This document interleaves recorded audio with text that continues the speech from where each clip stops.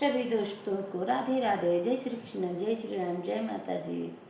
मैं एक कजरी गीत गाने जा रही हूँ आप सबके आगे। आप सभी लोग हमारा कजरी गीत सुनना और कमेंट करना, शेयर करना हमारा गीत कैसा लगा।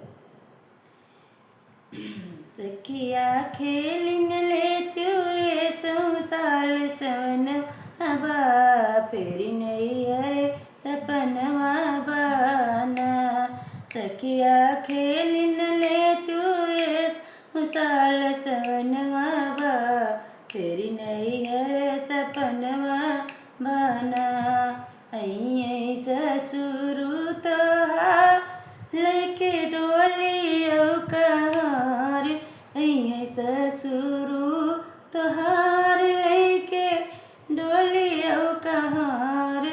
निके आगे पीछे बरहु भजनवा बा, फेरी नहीं हरे सपन बाना। उनके आगे पीछे बरहु भजनवा बा, फेरी नहीं हरे सपनवा बाना। सखिया खेलिन ले तुए संसा सवनवा बा, फेरी नहीं हरे सपनवा बाना।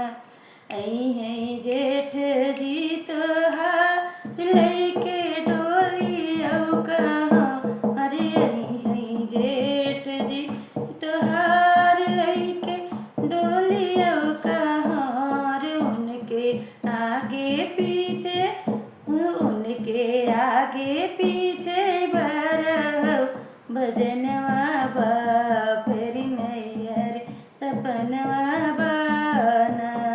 सखिया खेलिन ले तू साल सवनवा बा, फेरी नहीं हरे सपनवा बाना।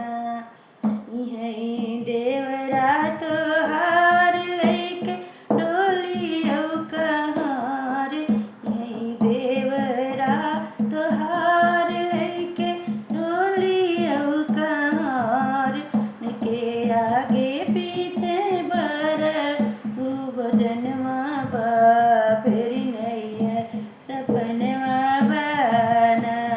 सखिया खेलिन ले तुए संसा सवनवा बा, फेरी नहीं हरे सपनवा बाना। आई है पिया जी तोहार लेके डोली कहाँ, अरे आई है पिया जी तोहार लेके डोली कहाँ। उनके आगे पीछे, उनके आगे पीछे बरहु भजनवा बा, फेरी नहीं हरे सपनवा बाना।